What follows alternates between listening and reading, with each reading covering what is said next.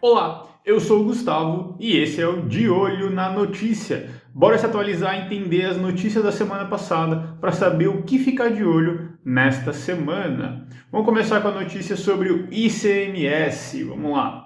Aqui na investing.com.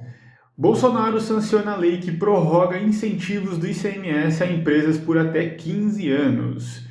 E complementando essa notícia, na Exame, estados aprovam congelamento do ICMS sobre combustível por 90 dias.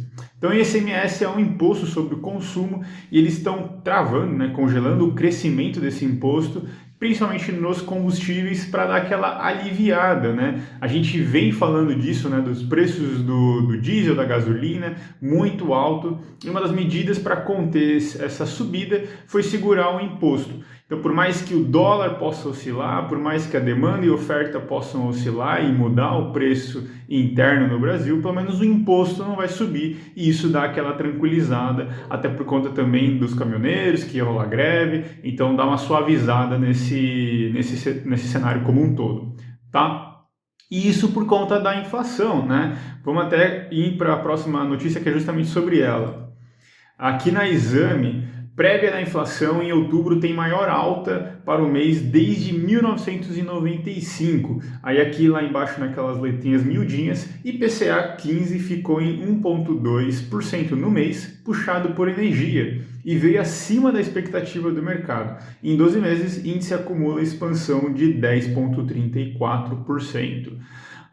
No G1, ainda sobre inflação, mas agora um outro índice, O que um era IPCA, agora o IGPM. IGPM, inflação, aluguel sobe 0,64% em outubro e acumula avanço de 21,73% em 12 meses. E aí aqui ele coloca também na letrinha miúda que o diesel foi destaque da alta entre os preços ao produtor. No ano, o IGPM acumula taxa de 16,74%. Então aquele 21 é do aluguel e não do IGPM. Então o IGPM está em 16, bem acima da inflação oficial do país, que é medida pelo IPCA.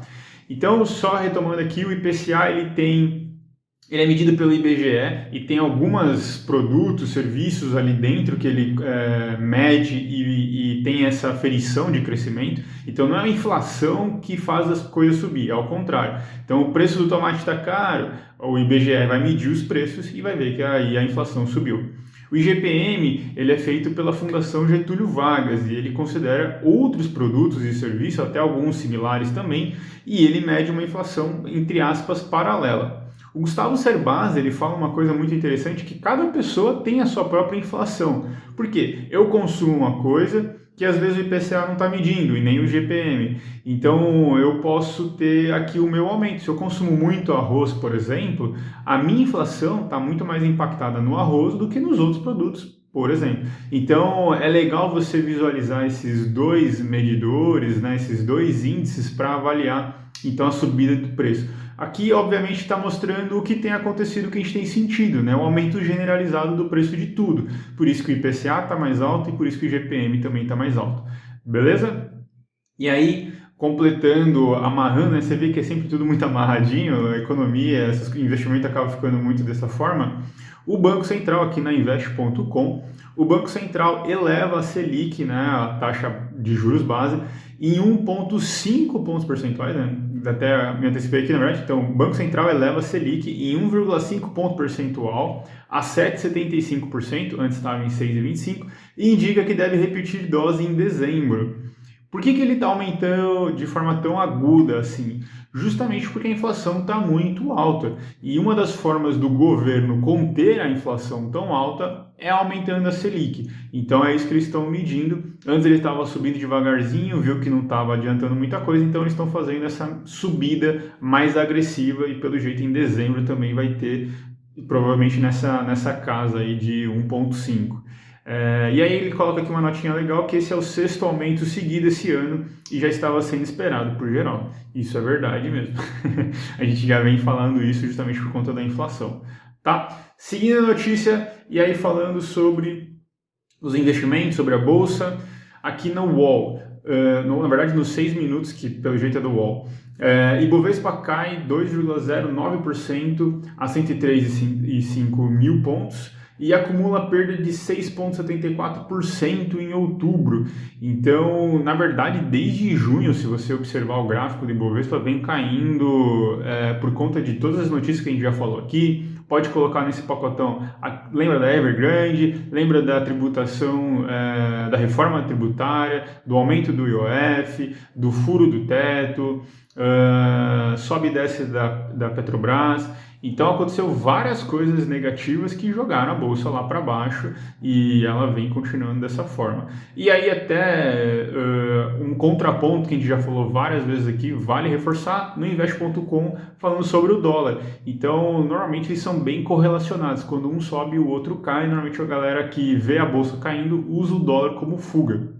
E aí aqui está falando, o dólar avança 0,37 na sexta-feira e encerra outubro com valorização de 3,67. Eles não são correlacionados na mesma magnitude, não significa que quando um cai o outro também não pode cair, já aconteceu inclusive nesse mês de outubro, mas normalmente acontece isso. Então você vê que uns caiu 6,74 e o dólar subiu 3, então não foi ali parecido, foi quase metade. Tá? Mas é importante visualizar isso, né? Então o dólar continuou subindo ali, flertando aos R$6. Então é uma notícia ruim para principalmente quem quer viajar também. Beleza? E por fim, agora uma notícia dos balanços. Por mais que a bolsa esteja caindo também, que nem eu falei da nossa inflação, que o Gustavo Cerbasi coloca isso, a gente também tem o nosso próprio índice de investimento, né? Porque a bolsa está caindo, mas alguns investimentos que tiveram um balanço positivo subiram. Por exemplo, a Ambev subiu bastante com o balanço do terceiro trimestre, que foi super positivo.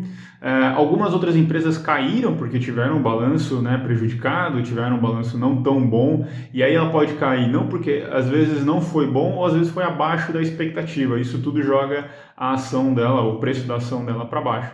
Então está rolando vários balanços aqui no Brasil, lá fora, tanto que a SP500, por exemplo, subiu nesses últimos dias por conta desses balanços positivos lá de fora. A Nasdaq também teve um aumento, porque também saiu o balanço das empresas de tecnologia. Então vale a pena você ficar de olho, porque às vezes a tua empresa que você gosta, que você tem na tua carteira, está com um balanço super positivo e está jogando a tua carteira lá para cima e às vezes não está seguindo o índice Ibovespa, e aí você precisa ficar atento para poder aproveitar essas oportunidades. Beleza?